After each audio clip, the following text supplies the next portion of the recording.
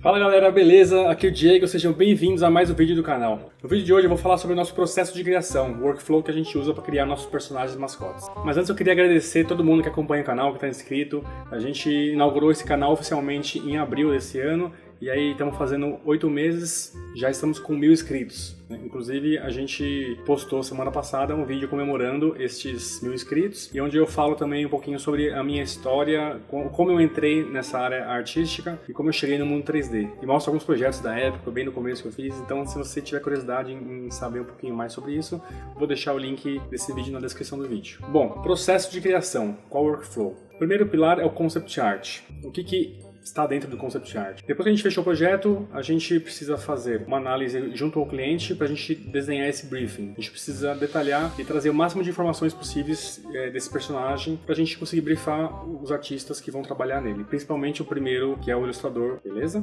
Depois do briefing feito, a gente vai passar para os sketches. O que são os sketches? Os sketches são estudos visuais. A gente vai começar a ter já um visual do personagem.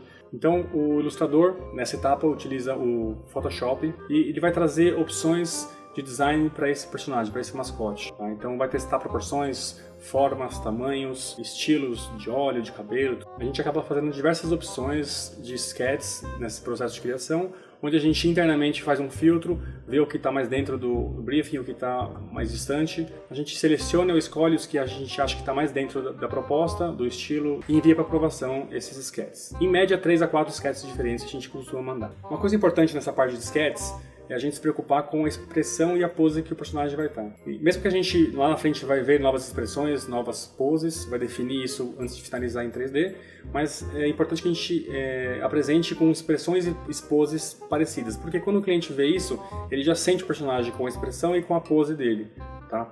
Então se você quer dar opções para ele escolher em questão de shape, de forma, de proporções, de peso, né? Um cara mais alto, mais magro, mais gordo, mais forte, e você coloca expressões diferentes, um você coloca mais alegre, mais feliz, outro menos empolgado, mais tímido, outro mais neutro, outro mais bravinho, por exemplo, você vai estar automaticamente desviando a atenção do cliente para a escolha do shape, se for essa a intenção que você teve em apresentar formas diferentes. Então, uma vez que você apresenta todas as opções com a mesma pose e a mesma expressão facial, você vai estar deixando muito mais claro para ele escolher entre os formatos de corpo, o formato de design, o character design dele, o formato do cabelo, e assim você vai ter de fato a escolha real dele e não induzida por algum detalhe como uma expressão. Com o sketch aprovado, a gente segue e faz uma limpeza de traço. O que é uma limpeza de traço? A gente vai fazer agora uma linha um pouquinho mais limpa, né? Sem traços muito soltos, obviamente respeitando o feedback do cliente. Então o cliente pode ter escolhido uma das opções, ou ele pode juntar algumas opções, né? Então, eu gostei mais do A, mas eu gostei do cabelo do B, mas a roupinha, a camiseta do C. Então a gente pode fazer essa junção nessa próxima etapa. A gente acaba apresentando mais um ou dois no máximo, se tiver alguma variação desse tipo, e já numa cor base. A gente define a paleta de cores com uma pintura chapada desse personagem com as linhas mais limpas. A gente manda para o cliente essa aprovação. Assim que ele consegue aprovar o concept art já colorido, a gente tem a etapa número 1 de concept art finalizada, beleza? Segunda etapa de criação, modelagem 3D.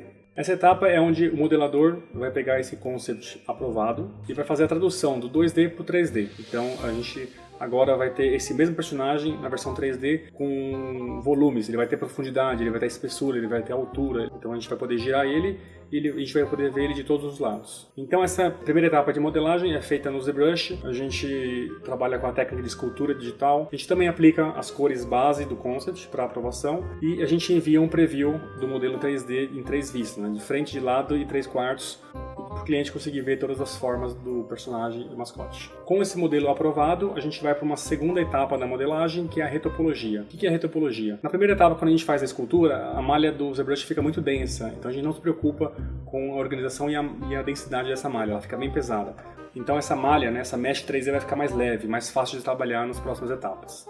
Depois da retopologia feita, a gente vai abrir a UV, a gente vai abrir essa malha otimizada. O processo de UV, basicamente, é planificar essa malha. Então, posso fazer uma comparação com uma caixa, uma embalagem de um produto, uma caixa. Se a gente pegar essa caixinha e desmontar ela, a gente vai abrir ela e vai ter algo mais plano, algo planificado, e a gente pode colocar em cima de uma mesa e ver todas as faces dela. Todas essas faces externas que ela tinha montadinha, a gente vai conseguir ver ela de uma forma planar. Isso vai ajudar com que a gente faça as texturas, as pinturas, aplique o logo, coloque as informações que a gente quer que tenha esse modelo numa próxima etapa. Então, com essa UV aberta, a gente finaliza a segunda etapa de modelagem, beleza? Vamos para a terceira etapa, que é a etapa de iluminação. A gente precisa ter um cenário para iluminar esse personagem, esse mascote. A gente cria um estúdio com fundo infinito com um sistema de luz 3-point. O que é 3-point? São 3 luzes que a gente posiciona de forma estratégica para conseguir valorizar esse personagem. Então a gente tem uma luz principal, que a gente chama de key light, que vai dar a principal iluminação do personagem, mais de frente. A gente tem a fill light, que é uma luz que fica normalmente mais atrás, depende do lado.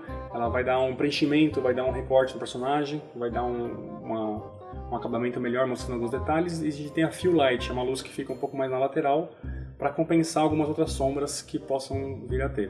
Então a gente usa uma posição estratégica para essas 3 luzes conseguir iluminar o nosso personagem da melhor forma. Quarta etapa, texturas. Essa etapa é onde a gente pega a malha já otimizada, a retopologia, com a UV aberta, coloca dentro do estúdio que já está iluminado, já está com as luzes, e começa a dar a aparência desse modelo. Então, o que é tecido já vai começar a ter cara de tecido, o que é pele já vai ter uma cara de pele, as cores já que a gente considera finais, seguindo o concept aprovado. A gente vai trabalhar couro, vai trabalhar texturas, vai trabalhar amassado de roupa se tiver, e dependendo da categoria, do tipo de acabamento que for ter esse mascote, o cabelo, por exemplo, se for ter os fios mais realistas, a gente usa o Ornatrix para fazer os cabelos, tá? Isso tudo dentro do 3D Studio Max. O Ornatrix é um plugin externo que é compatível com o 3D Studio Max. Então, falando de software rapidinho, esses são os 3 softwares que a gente utiliza hoje no nosso workflow: Photoshop, ZBrush e 3D Studio Max. E o renderizador é o V-Ray, beleza? Quinta etapa de produção, pose e expressões. Nessa etapa, a gente vai começar a dar vida no personagem. A gente começa pelo rig do personagem. O que é o rig? Rig é basicamente o esqueleto do personagem. Assim como a gente tem a pele, que é a nossa malha que a gente criou digitalmente, seria a nossa pele,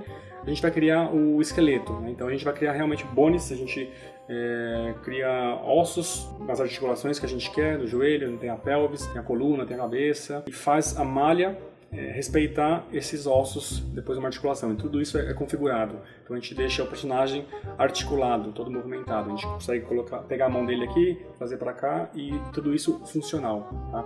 Isso nos permite, na sequência, colocar o personagem na pose que a gente quer ou na pose que foi briefada. A gente acerta a pose e se preocupa com algumas silhuetas, com alguns contrastes de reta e curva, formas simples, formas mais complexas. Essa teoria é muito importante na questão agora das poses. Na modelagem também, mas nas poses a gente tem aplicado bastante isso. E em paralelo com as poses, a gente também vai criando as expressões faciais, né? Que a gente pegar essa malha otimizada do personagem, basicamente a cabeça, e a gente cria expressões variadas, onde a gente tem os sorrisos mais intensos, a gente tem sorrisos um pouco menos intensos, a gente tem variações de altura de sobrancelha, olhos mais abertos, olhos mais fechados, e no final das poses a gente faz essa mescla, a gente junta as expressões faciais com as poses e apresenta um preview em baixa resolução já para o cliente validar os materiais feitos na etapa anterior, a pose e a expressão. Sexta e última etapa é a etapa de finalização, é a etapa de render e pós-produção. Então, a primeira coisa que a gente tem que fazer é refinar as articulações, as dobras, as deformações. Então, a gente aprovou a pose do personagem, por exemplo, assim, e a gente, na maioria dos casos, fica umas deformações que a gente não quer. São mínimas, os clientes às vezes nem percebem, a gente quer que todos os pontos, todos os cantinhos fiquem resolvidos da melhor forma possível. Caimento de roupa é uma coisa muito importante nessa etapa. Se a gente tem um personagem com o braço levantado e a nossa camiseta, por exemplo, está um pouquinho afastada aqui para cima, a gente tem o cuidado de descer ela, deixar com contato legal aqui em cima e talvez folgadinho mais na parte de baixo, né? Isso dá uma naturalidade maior para o personagem, né? Onde existe gravidade, existe um caimento dessa roupa. O próximo processo dentro da finalização é os passes. A gente vai configurar os passes. O que são os passes? São variações do render que vai nos possibilitar uma pós-produção mais completa. A gente vai ter um controle maior aí na hora de fazer a pós-produção. A gente vai enviar para renderizar em alta resolução com os passes que a gente configurou, para aí sim a gente partir para a finalização no Photoshop.